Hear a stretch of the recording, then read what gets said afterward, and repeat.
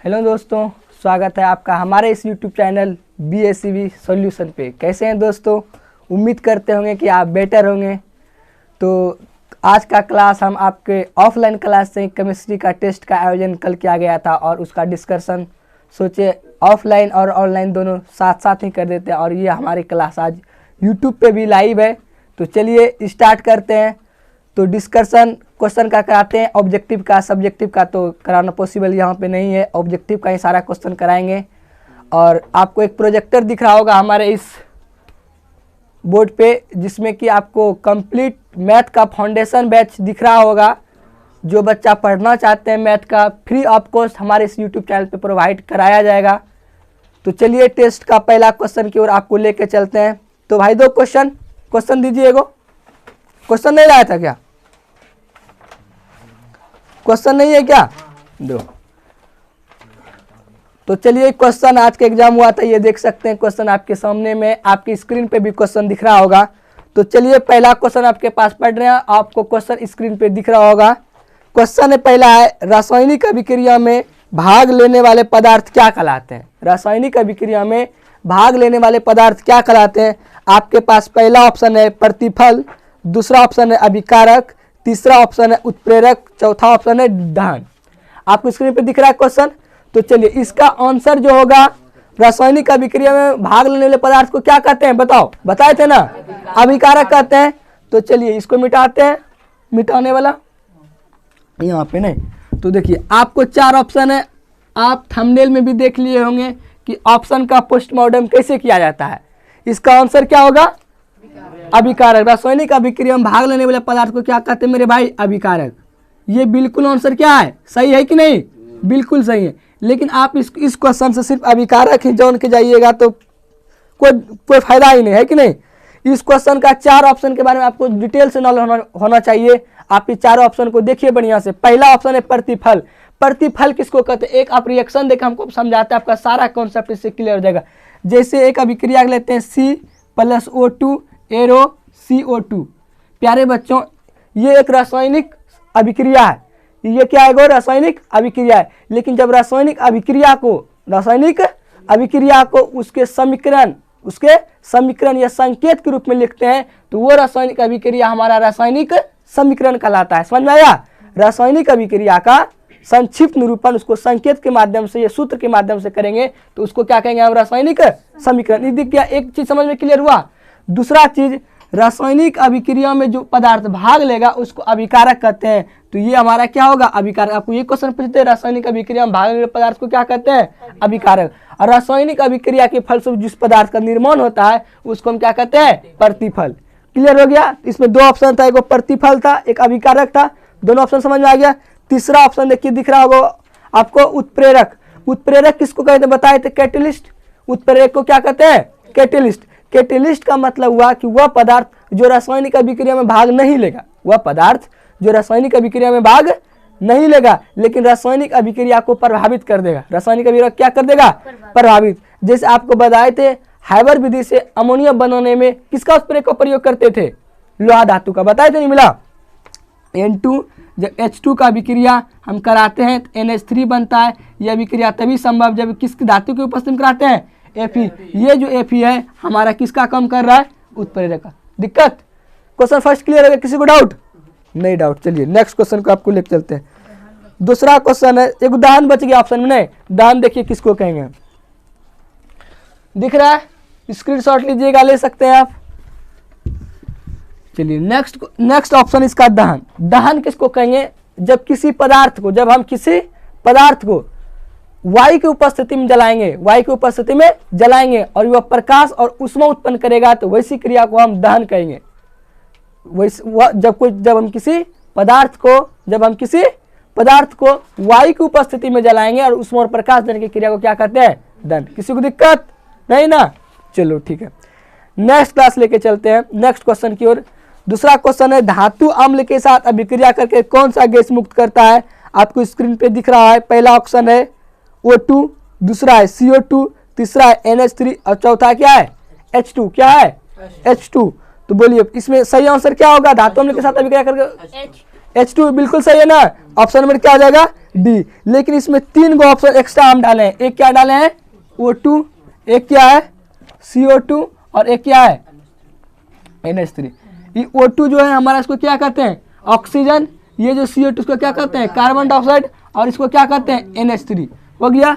ये जो O2 है, इस O2 में द्विबंधन पाया जाता है, बताए थे ना, ये तीनों का तीनों सहसंयोजक यौगिक है, इसमें द्विबंधन पाया जाएगा।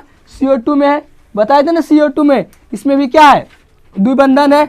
और NH3 में जो है इस पर सिंगल बॉन्ड पाया जाएगा। और अमोनिया बताए थे, अमोनिया बताए थे ना, अमोनिया का गंध कैसा होता है, अमोनिया का गंध के बारे में बताए थे। जब मूत्र देखते होंगे, मूत्र से वास आता है, महकता है, इसका मतलब हुआ उस मूत्र पे बैक्टीरिया क्रिया करके उसको अमोनिया में बदल देता है, समझ में आया, उसका गंध अमोनिया की तरह होता है। क्लियर हो गया। नेक्स्ट क्वेश्चन पे लेके चलते हैं आपको। दूसरा क्वेश्चन एक रिएक्शन से दिए हैं। इस टेस्ट में अगर आप 20 क्वेश्चन दिए, ऑब्जेक्टिव का 20 ना है, 20 क्वेश्चन में हम इस सोच के क्वेश्चन बनाए कि आपका 3 चैप्टर तक का बोले थे टेस्ट लेने के लिए, तो आपका 3 चैप्टर तक का मैक्सिमम क्वेश्चन हम इसमें ऐड किए हैं और ऑप्शन के माध्यम से आपको तीनों चैप्टर का हम आपको कॉन्सेप्ट क्लियर करने का कोशिश कर रहे हैं। समझ में आया। ऑनलाइन वाले बच्चे आप भी ध्यान देंगे। चलिए नेक्स्ट क्वेश्चन देखिए क्या है। H2S, question number 3, H2S plus Cl2 arrow 2HCl plus S अभिक्रिया के बारे में सत्य कथन क्या है। अगर इस क्वेश्चन हल्का ही था, लेकिन इस क्वेश्चन को हम अपने मन से ट्विस्ट कर दिए। क्या कर दिए, इस क्वेश्चन को ट्विस्ट करने का मतलब था ऑप्शन को थोड़ा सा हम मॉडरेट कर दिए। क्वेश्चन इजी था, लेकिन ऑप्शन देके थोड़ा सा इस क्वेश्चन को हम और थोड़ा सा जटिल बना दिए। ऑप्शन देखिए, पहला ऑप्शन आपके पास कि H2S एक अवकारक है, दूसरा नंबर में रेडॉक्स अभिक्रिया है, नंबर सी में है दोनों है, डी नंबर में क्या है नन में क्या कोई नहीं। तो H2S एक अवकारक है, आपको पहले पता होगा तब ना हम किसको अवकारक कहेंगे। देखिए इसको मिटाते हैं, मिटाने लगे देना भाई। देखिए इसमें 2 ऑप्शन दिए हैं, दोनों मस्त ऑप्शन है। एक क्या दिए हैं H2S किसका काम कर रहा है अवकारक का, दूसरा ऑप्शन क्या है रेडॉक्स अभिक्रिया है, यही ना, यही ना। देखिए पहले आप समझ अवकारक किसको कहते हैं, रिएक्शन कॉपी लिख देते सब समझ में आएगा। फोटो क्लीन आ रहा है ना, देख लीजिए फोटो आ रहा है ना, दिख रहा नहीं बोला। चलिए ठीक है, H2S plus Cl2 arrow, screen को लॉक करो, नहीं दिख रहा है तो 1 मिनट रुकिएगा भाई, स्क्रीन लॉक करने की लगता है भूल गया है। दिख रहा है फोटो में, क्लीन आ रहा है, अब अंधेरा नहीं आ रहा है ना। चलो ठीक है, स्टार्ट करते हैं। आपके पास नेक्स्ट क्वेश्चन लेके हम चलते हैं। चलिए देखिए, आप इस रिएक्शन को आप समझिए। H2S Cl2 arrow 2HCl plus में क्या S, हम बताए थे ये रिएक्शन है, बताए थे जिस अभिक्रिया में ऑक्सीजन का संयोग होगा, हाइड्रोजन का वियोग होगा, उस अभिक्रिया को कौन अभिक्रिया कहते हैं ऑक्सीकरण अभिक्रिया कहते हैं। जिस अभिक्रिया में हाइड्रोजन का संयोग और ऑक्सीजन का वियोग होगा, उस अभिक्रिया को हम क्या कहते हैं अवकरण अभिक्रिया कहते हैं। जब ये ऑक्सीकरण अभिक्रिया और अवकरण अभिक्रिया दोनों साथ साथ होता है, उस अभिक्रिया को कौन अभिक्रिया कहते हैं रेडॉक्स अभिक्रिया कहते हैं। अब देखिए ये H2S था ना, और यहाँ क्या है H, देखिए इसमें क्या H था 2 गो H था, यहाँ जाके क्या हो गया 1 गो H बच गया, मतलब इसमें हाइड्रोजन का वियोग हुआ है। हाइड्रोजन 2 गो था ना, हाइड्रोजन 1 हो गया, मतलब हाइड्रोजन का क्या हो गया वियोग। जिस अभिक्रिया में ऑक्सीजन का संयोग और हाइड्रोजन का वियोग हो, तो उस अभिक्रिया को क्या कहते हैं ऑक्सीकरण। इस अभिक्रिया को क्या कहते हैं ऑक्सीकरण। आपको हम बताए थे जिस पदार्थ का ऑक्सीकरण होता है वह पदार्थ क्या कहलाता है अवकारक कहलाता है। मतलब H2S यहाँ क्या है अवकारक, बिल्कुल सही है पहला ऑप्शन।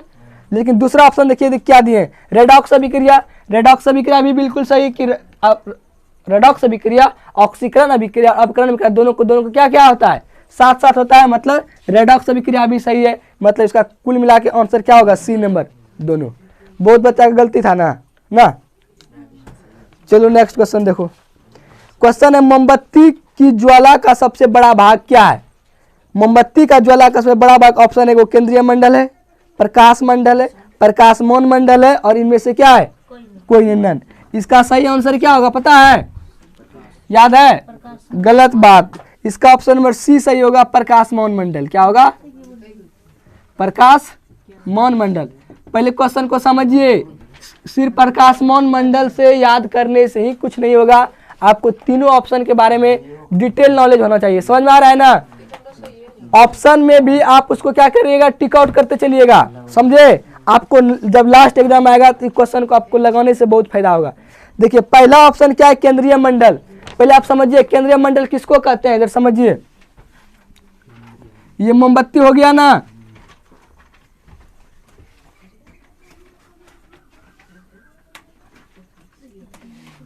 ये मोमबत्ती समझिए, जल्द आपके पास कैंडल, बर्थडे वाला कैंडल है, क्या छोटका कैंडल है।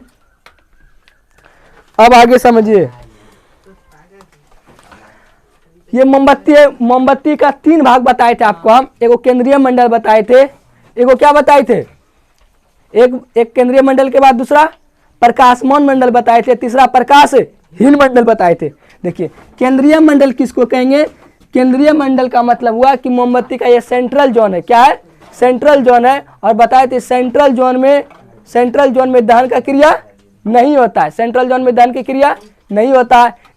इसमें बिना जले हुए मोम का वाष्प होते हैं, इसमें दहन की क्रिया नहीं होता है, इसलिए इसको अदहन का क्षेत्र भी कहते हैं। केंद्रीय मंडल का रंग नीला होता है। इससे 3 बात याद रखना, केंद्रीय मंडल का रंग नीला होता है, इसमें दहन की क्रिया नहीं होता है, इसमें बिना जले हुए मोम का वाष्प होते हैं। समझा? समझ में आ रहा है?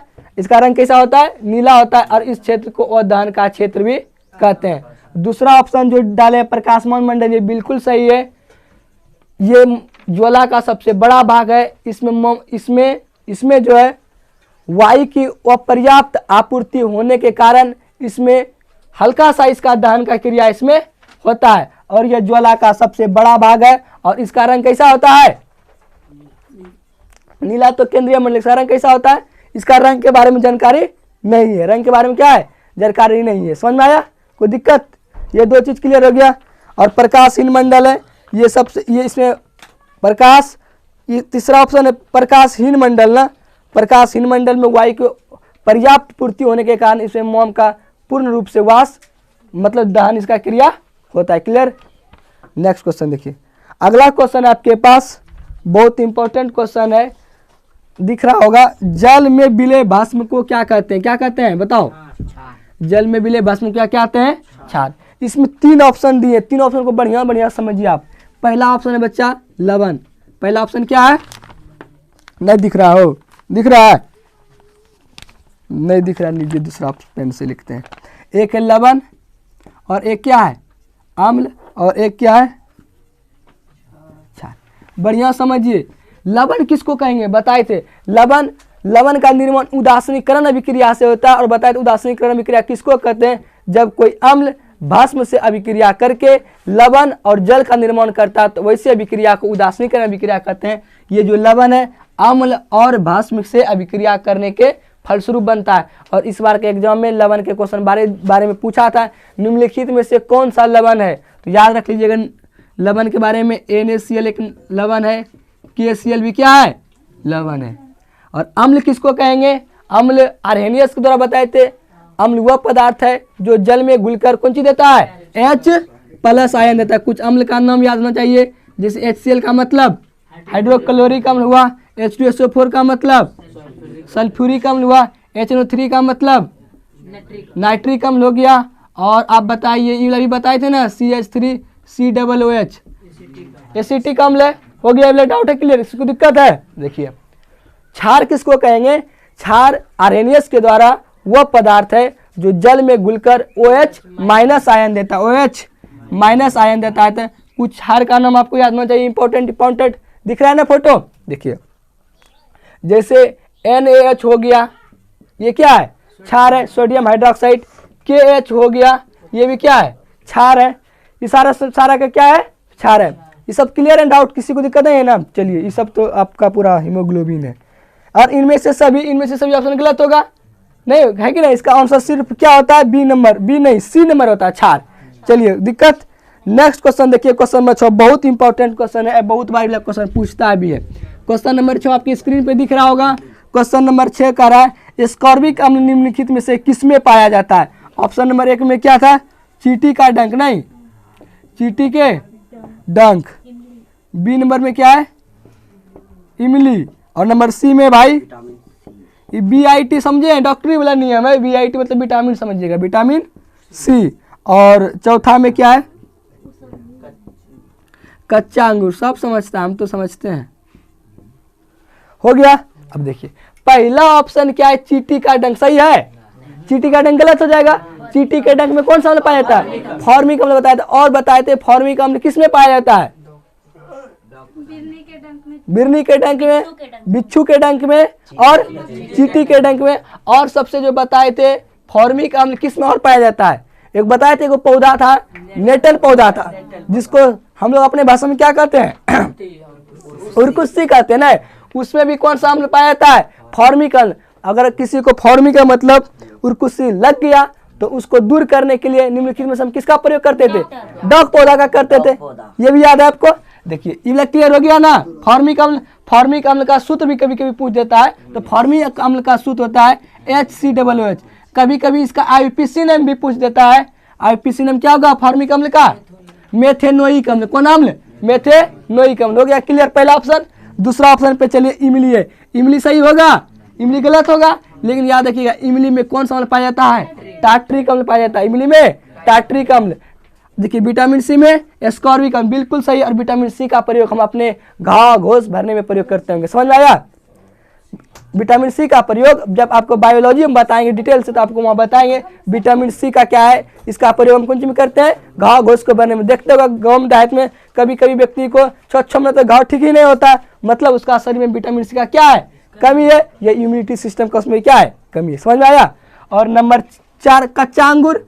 कच्चा अंगूर हो, कच्चा फल हो, कच्चा आम हो, उसमें सब में कौन अम्ल पाया जाएगा, सिट्रस अम्ल। हो गया क्लियर, सिट्रिक अम्ल पाया जाएगा। लेकिन कुछ आपको याद होना चाहिए और चीज। और बताएं अमाशय की में पूछता है कि अमाशय में पेट में मतलब कौन सा अम्ल पाया जाता है, हाइड्रोक्लोरिक अम्ल पाया जाता है ना। फिर आपको पूछेगा सिरका में कौन सा अम्ल पाया जाता है, सिरका में एसिटिक अम्ल। फिर पूछेगा आपसे सेब में कौन सा अम्ल पाया जाता है, मैलिक अम्ल। मतलब कहने का मतलब इस तरह जो क्वेश्चन पूछा जाता है आपको उसके बारे में सारा नॉलेज होना ही चाहिए। वो जितना पढ़ाए हैं आपको, कौन वाला, कौन किस में कौन सा अम्ल पाया जाता है, वो आपको पूरा याद होना चाहिए। और एग्जाम के पॉइंट ऑफ व्यू से बहुत क्या है, इंपॉर्टेंट है। नेक्स्ट क्वेश्चन लेके चलें, इसको मिटाते हैं। तब नेक्स्ट क्वेश्चन देखिए, टाइम ज़्यादा हो रहा है क्या, बाउंस क्लास नहीं कर रहा है। चलिए देखिए नेक्स्ट क्वेश्चन देखिए क्या है, सूचक के बारे में कौन सा कथन सत्य।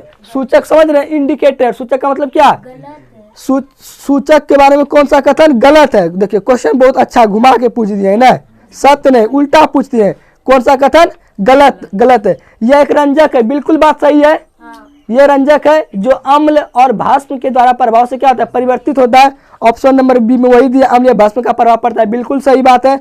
और सी नंबर जो है, लिटमस का प्रयोगशाला में प्रयोग नहीं होता है, ये बात बिल्कुल गलत है। लिटमस का ही प्रयोग हम प्रयोगशाला में करते हैं। लिटमस का ही प्रयोग प्रयोगशाला में क्या करते हैं विटामिन। मतलब क्वेश्चन नंबर 8 का ऑप्शन नंबर सी बिल्कुल सही है। किसी को दिक्कत, नो भाई। नेक्स्ट क्वेश्चन पे लेके चलते हैं।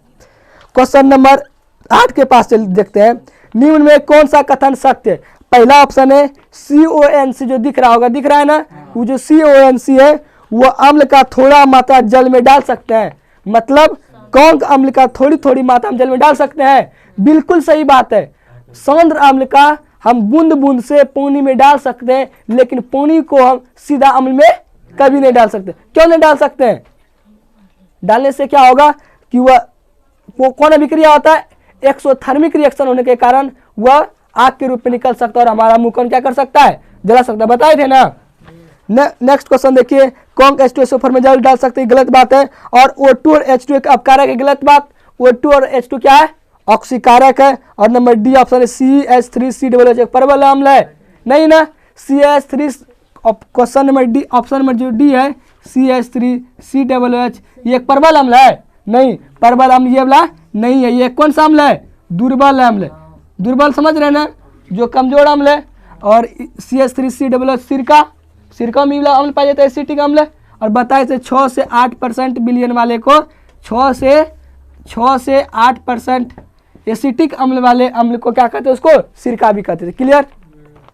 चलिए नेक्स्ट क्वेश्चन बहुत इंपॉर्टेंट क्वेश्चन, आप बढ़िया समझिए, ये कई एग्जाम में पूछा है और ये क्वेश्चन रियल में बायोलॉजी का था। कोई छूट गया क्वेश्चन क्या? नहीं। क्वेश्चन नंबर 9 देखो मेरे भाई क्या है। 9 नंबर में कहा निम्नलिखित में कौन सा रक्त का पीएच मान है? ऑप्शन नंबर ए आपके पास था 6, बी में क्या था 7.4, सी नंबर में क्या था 11। ऑफलाइन में आपको दिख रहा होगा स्क्रीन पे क्वेश्चन, ध्यान दीजिएगा 1। अब देखिए इसका आंसर क्या होगा सही में 7.4। रक्त का पीएच मान क्या होता है 7.4। बताए थे रक्त के बारे में, रक्त एक क्षारीय है। रक्त क्या है? क्षारीय। क्यों क्षार होगा? देखिए 7 से अधिक रहेगा तो, अगर किसी विलयन का पीएच मान 7 से अधिक होगा क्या होगा? क्षार। 7 से कम होगा तो अम्ल, और पक्का पक्की 7 रहा तो उदासीन। देखिए 7 से अधिक है ना, इसका मतलब ये क्या होगा? क्षारीय होगा। और रक्त एक तरल संयोजी ऊतक, रक्त क्या है? तरल संयोजी ऊतक। क्लियर हो गया था? क्लियर। अब देखिए 6 दिए ऑप्शन में, आपको पता होना चाहिए 6 किसका पीएच मान है। 6 जो था ये मूत्र का पीएच मान था। किसका पीएच मान था मेरे भाई? बोला मूत्र का, मूल लिखा गया ना, ये किसका मान था? मूत्र का। और 11 किसका है पता है? चूना जल का है। हाँ, ये इस तरह आपको क्वेश्चन होना चाहिए कि ऑप्शन के बारे में संपूर्ण नॉलेज होना चाहिए। क्वेश्चन बनाने का मतलब हुआ कि जो क्वेश्चन पूछा उसको बना देना ही नहीं, बल्कि आपको उस ऑप्शन के बारे में चारों नॉलेज डिटेल्स होना चाहिए। समझ में आ रहा है? और क्वेश्चन नंबर डी देखिए, एक किसका पीएच मान है?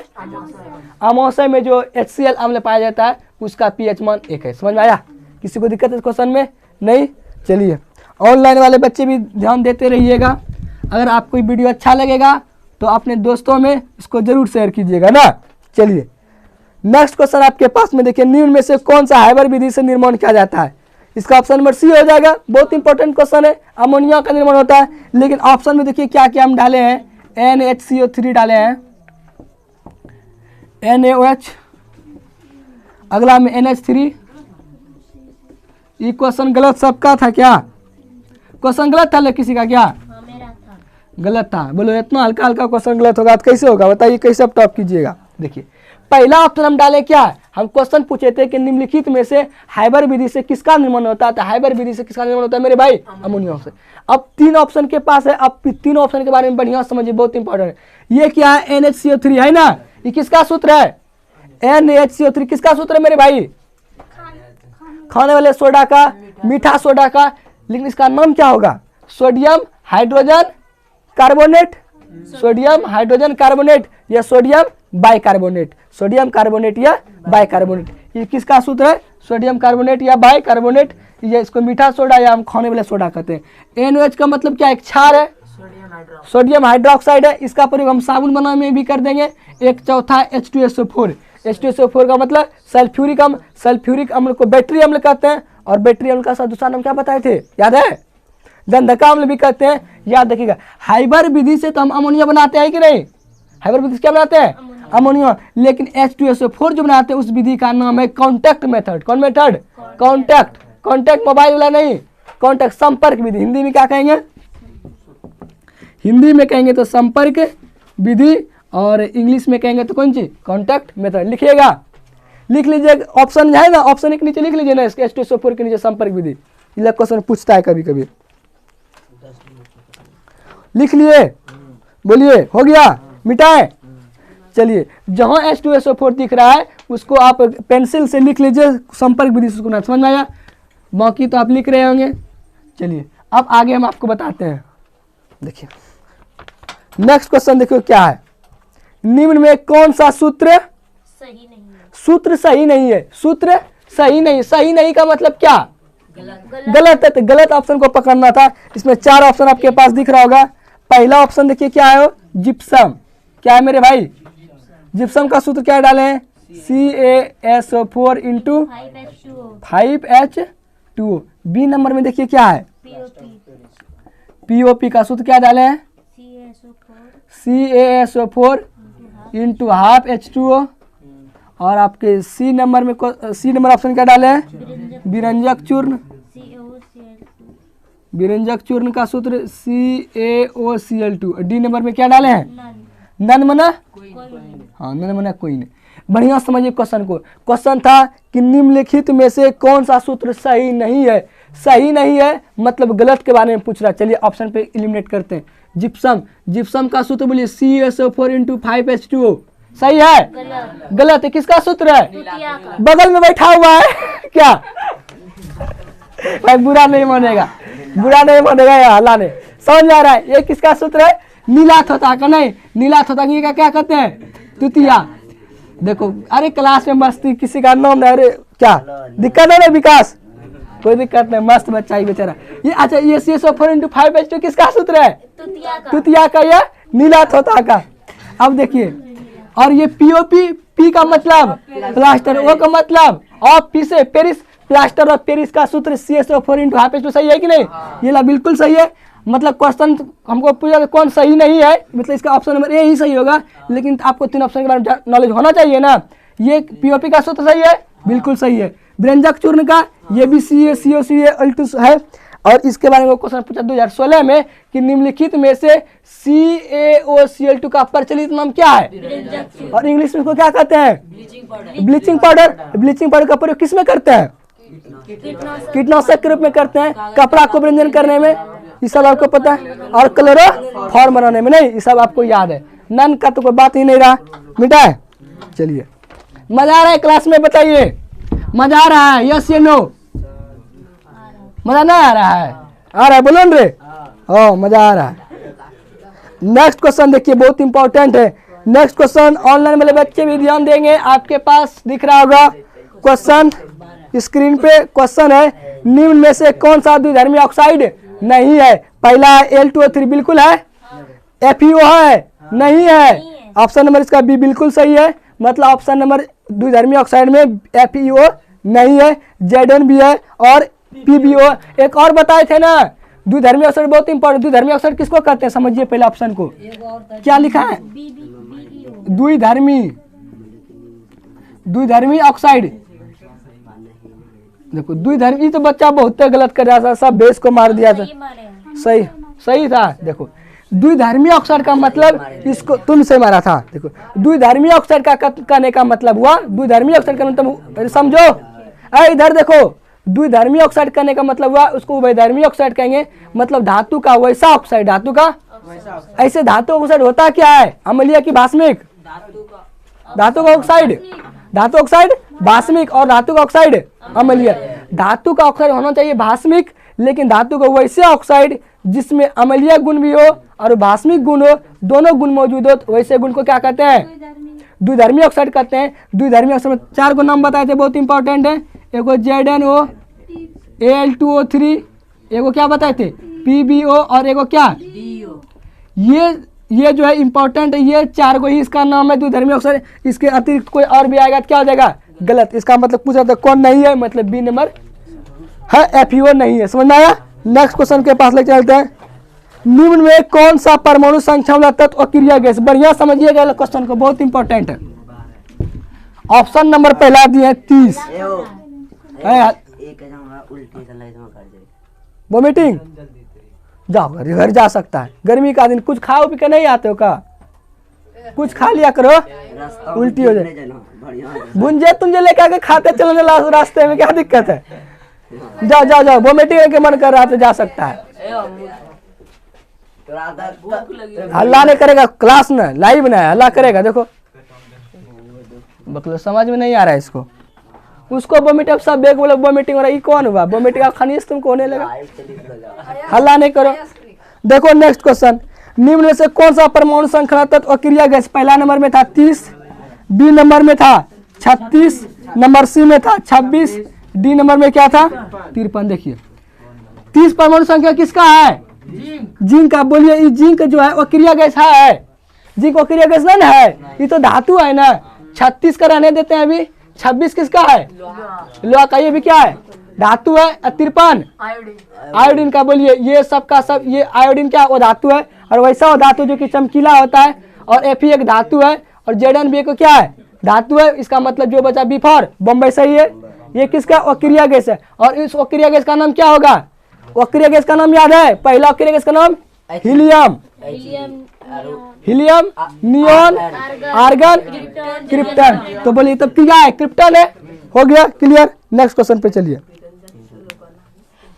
चलिए नेक्स्ट क्वेश्चन आपके पास है मेरे भाई, लाफिंग गैस का सूत्र सबको याद है ना? नाइट्रस ऑक्साइड है, ये नंबर सही होगा। HNO3 का मतलब कौन चीज? HNO3 किसका हम सूत्र है? नाइट्रिक अम्ल का। और तृतीया का सूत्र अभी बताए थे, CSO4 × 5H2O, नंबर कोई नहीं। निम्न से कौन सा त्रिबंधन, इस क्वेश्चन को देखिए बहुत इंपॉर्टेंट है। एक ऑप्शन में O2 NaCl N2 और C2 क्या है? H4। देखिए पहला ऑप्शन में निम्नलिखित त्रिबंधन पूछ रहा था ना, त्रिबंधन में क्या होगा हमारा? N2 सही है। N2 मतलब N2 का जो बनाते हैं इस तरह से N दे के ट्रिपल बाउंड N। देखिए इधर देखो O2 जो है, ई वाला O2 का मतलब क्या हुआ? ऑक्सीजन। ऑक्सीजन में कौन बंधन पाया जाता है? द्विबंधन। ऑक्सीजन में द्विबंधन। NaCl जो है बताए थे, ये आयनिक यौगिक है, ये इलेक्ट्रॉन के स्थानांतरण के फलस्वरूप बनता है। और ये क्या है? NaCl है, साधारण नमक है। बताए थे साधारण नमक के बारे में, इसका द्रव्यमान क्वथनांक क्या होता है? उच्च होता है। C2H4 किसका सूत्र है? बताओ। ब्यूटेन का है बकलोल। C2H4 जो सूत्र है ये एथीन का सूत्र है। जो दूसरा नाम इसका क्या बताए थे? एथीन का साधारण नाम एथिलीन। कौन सी बताए थे? एथिलीन। और इसका प्रयोग हम कौन सी में करते हैं? सीजन आ गया है किसका भी?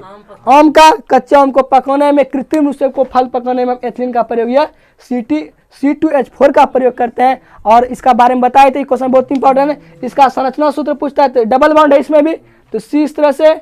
और दिख रहा है, देखिए तो ये दिख रहा है, C2 नहीं दिख रहा है। C2 हो गया, H4 4 गो है, तो एक इधर देंगे, एक इधर देंगे, एक इधर देंगे, H चिपका दीजिए, हो गया।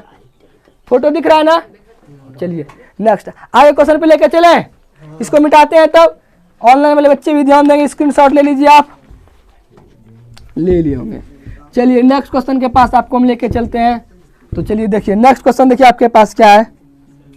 हो गया क्वेश्चन नंबर 16 है, निम्नलिखित में कौन सा अयस्क पारा का है? निम्नलिखित में कौन सा अयस्क पारा का है? पहला ऑप्शन देखिए, ऑप्शन नंबर क्या है? बॉक्साइट। नंबर भी हल्ला कोई नहीं करेगा, देखो जिंक ब्लेड। नंबर सी में क्या है? सिनेबार। और डी नंबर में हेमेटाइट। देखिए बढ़िया समझिए क्वेश्चन को, चार ऑप्शन को बहुत मस्त डिस्कशन में। हमको पूछा था पारा का एस क्या आता है, पहले पारा का संकेत समझिए। पारा का संकेत Hg होता है, इसका परमाणु संख्या कितना होता है? 80। पारा का अयस्क जो है, इसका ऑप्शन नंबर सी बिल्कुल सही है, सिनेबार ही होता है। लेकिन चार ऑप्शन, तीन ऑप्शन बचा हुआ है। एक है बॉक्साइट। बॉक्साइट किसका अयस्क है? बहुत इंपॉर्टेंट है, दिख रहा है ना, एल्युमिनियम का दिख रहा है, एल्युमिनियम का अयस्क है। और जिंक प्लेट किसका है? तो जिंक का है। और एक हेमेटाइट किसका है? लोहा का। बताए तो सबका परमाणु संख्या, लोहा का परमाणु संख्या 26, जिंक का परमाणु संख्या 30, एल्युमिनियम का परमाणु संख्या 13। और ये सबका सब क्या है? धातु है। और एगो पारा से याद रखिएगा, पारा का जो मिश्रण रहेगा ना, पारा का मिश्रण जो किसी से बनता है उसको हम कहते हैं अमलगम। इसको क्या कहते हैं? अमलगम। कल के डेट में क्वेश्चन पूछ सकता है, पूछा हुआ नहीं, अमलगम में क्या पाया जाता है? तो पारा पाया जाता है। तो जो ऑप्शन है मेरे भाई, आप वहाँ जो पारा लिखा हुआ है उसके नीचे आप अमलगम लिख लीजिए, तो पेंसिल से लिख लिए, दिख रहा है। चलिए मिटा है। चलिए स्पीड से क्लास पढ़ा रहे हैं क्या? स्पीड है ना कुछ? आप तो एक्सपीरियंस है, इतना होता तो स्पीड चलेगा ही। ऑनलाइन वाले बच्चे भी ध्यान देंगे।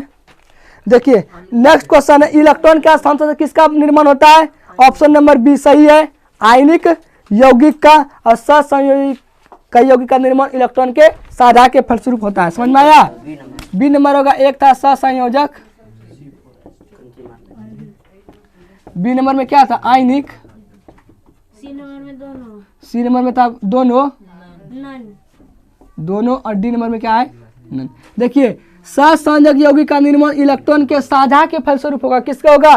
साझा के फलस्वरूप होगा। जैसे हुआ O2 हो गया, N2 हो गया, C2H4 हो गया, CH4 हो गया।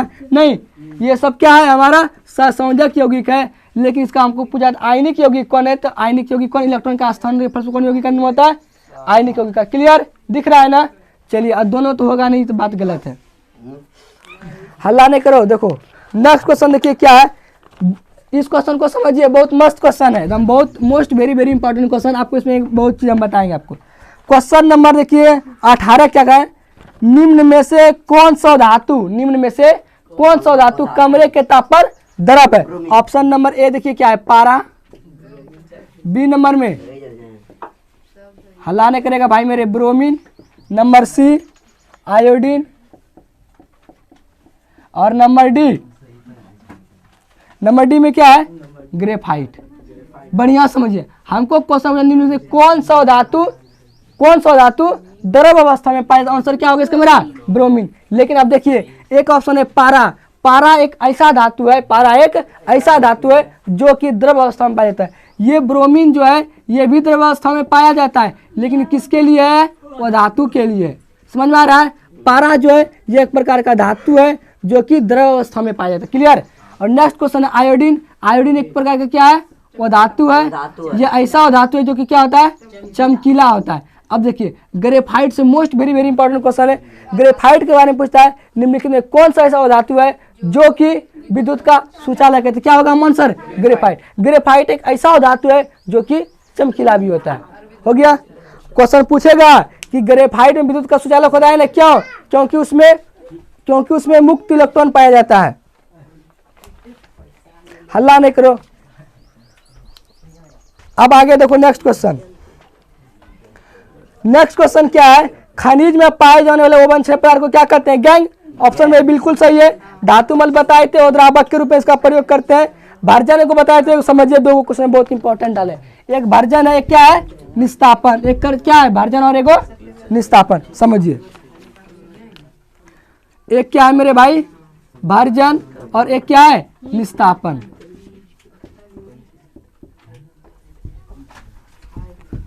एक क्या है, भर्जन, एक क्या है, निस्तापन। देखिए भर्जन में अयस्कों को हम O2 के उपस्थिति में गर्म करेंगे। O2 क्या रहेगा, उपस्थित रहेगा, यहाँ समझ में आ रहा है। और निस्तापन का मतलब नो लगा हुआ, मतलब नहीं, इसको Y के अनुपस्थिति में गर्म करेंगे, O2 के अनुपस्थिति में गर्म करेंगे। बताए थे अनुपस्थित रहेगा। और आपको हम बताए थे भर्जन ये किस अयस्कों के लिए लागू होता है, सल्फाइड अयस्कों के लिए। और निस्तापन कार्बोनेट अयस्कों के लिए, नहीं, कार्बोनेट अयस्कों धातु ऑक्साइड में कार्बोनेट अयस्कों के लिए होता है। और वो भर्जन का क्या बताए थे, रिएक्शन, और एक निस्तापन का रिएक्शन। ये आपका भर्जन निस्तापन के बारे में पूरा कंसेप्ट क्या हो जाएगा, क्लियर। आगे देखिए नेक्स्ट क्वेश्चन है, मोस्ट वेरी लास्ट क्वेश्चन है ना, एलपीजी गैस का मुख्य घटक क्या, बहुत इंपॉर्टेंट, बढ़िया समझिएगा मेरे भाई। एलपीजी गैस का मुख्य घटक क्या है, नहीं, ऑप्शन में दिया प्राकृतिक गैस। क्या दिया है, प्राकृतिक गैस। ऑप्शन नंबर बी क्या दिया है, C4H10। बी नंबर है, ये वाला ए नंबर है। और सी नंबर में ऑप्शन क्या डाले हैं, CaCO3। और नंबर डी में C2H5SH। ये क्वेश्चन को समझिए, इधर ध्यान दो, क्वेश्चन बहुत इंपॉर्टेंट है। पूछ रहा था कि एलपीजी गैस, पहले एलपीजी का फुल फॉर्म समझिए आप, एलपीजी लिक्विफाइड पेट्रोलियम गैस। इसका प्रयोग हम खाना बनाने में करते हैं। इसका मुख्य घटक क्या है, ब्यूटेन, सही है। लेकिन चार ऑप्शन बचा है, एक प्राकृतिक गैस, समझ रहा है, नेचुरल गैस है, और एक ऑप्शन में दिए क्या है, ये C4H10 किसका सूत्र है, ब्यूटेन का, याद रखिएगा। और CaCO3 ये कैल्शियम कार्बोनेट का सूत्र है। इसका नाम बताए थे खड़िया होता है, इसका नाम चौक होता है, इसका नाम संगमरमर होता है। बाखड़ा चूना कैसे होगा भाई, बाखड़ा चूना का सूत्र नहीं है, गलत हो जाएगा तब। और ये C2H5SH जो है ये एथिल मरकैप्टन है। इसका प्रयोग एलपीजी गैस के सिलेंडरों में भरते वक्त किया जाता है ताकि रिसाव के पता होने से और थोड़ा सा ये गंध वाला गैस। समझ में आया? तो बताइए कुल मिला के आपका ये डिस्कशन समाप्त हुआ तो हो गया। अब हल्ला नहीं करो, देखो तब आपको बताए आज का ये क्लास कैसा लगा, बहुत अच्छा लगा। अगर आपको ये क्लास अच्छा लगता होगा ऑनलाइन मेरे भाई तो आप वीडियो को लाइक करें, चैनल को सब्सक्राइब करें तथा अपने दोस्तों में भी क्या करें, शेयर करें। आज के लिए इतना दूर तक ही, आगे आपसे मिलते हैं कल। आज के लिए बाय बाय।